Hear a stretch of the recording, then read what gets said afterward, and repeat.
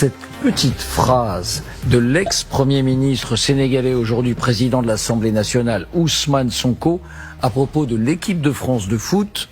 Ousmane Sonko, donc vous venez de parler, charismatique, aujourd'hui président de l'Assemblée, a eu cette phrase très commentée. Quel que soit le vainqueur, c'est l'Afrique qui aura battu l'Afrique. Cette déclaration d'Ousmane Sonko, président de l'Assemblée nationale du Sénégal, qui fait beaucoup parler à quelques heures du match ce soir. Là. Pour lui, quel que soit le résultat du match, l'Afrique gagnera à tous les coups.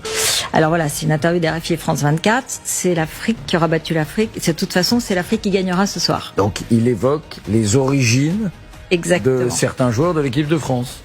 Alors là-dessus, moi, j'ai un peu de mal parce que j'ai envie de dire qu'il est tout à fait normal d'être fier de ses racines, de ses parents, de sa culture d'origine, mais qui est une beauté du modèle français. C'est que d'où que vous soyez, quand vous avez le passeport français, vous avez la chance d'être français. Ce soir, ils ont choisi de jouer sous le maillot tricolore. Donc, ils sont français. Et ils sont nés en France, parfois présents même depuis 3 générations. Non, mince. Je suis tombée dans le piège. Je ne voulais pas tomber dans ce piège. C'est celui-là.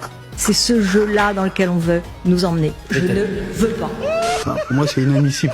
C'est scandaleux. C'est-à-dire aller chercher les origines et aller chercher de qui vous êtes et quand vous êtes arrivé, comment... Non.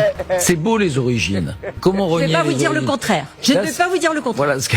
Je ne vais pas vous dire le contraire. La question que je me pose, mais ça nous occuperait probablement dans les 3 heures à venir, c'est quels sont les bons arguments pour résister à ça. Il faut savoir qu'Ousmane Sonko est un grand ami de Jean-Luc Mélenchon, qui avait fait une intervention avec lui au Sénégal en 2024 quand il était Premier ministre. Et on voit ce premier point commun. Tous les deux peuvent se permettre en toute impunité des déclarations qui, dans la bouche de n'importe qui d'autre, seraient qualifiées de racistes. Sur les réseaux sociaux, il y a des haters qui sèment la haine, qui s'amusent à mettre des drapeaux des pays d'origine sur les visages des joueurs en ce moment. Rien qu'à voir la configuration de l'équipe nationale française nous ramène à comprendre où se trouve le besoin en réalité. Il faut quand même se méfier énormément du discours de celui qui est celui d'Ousmane Sonko. Je suis pas surpris parce qu'on connaît ses positions très anti-françaises.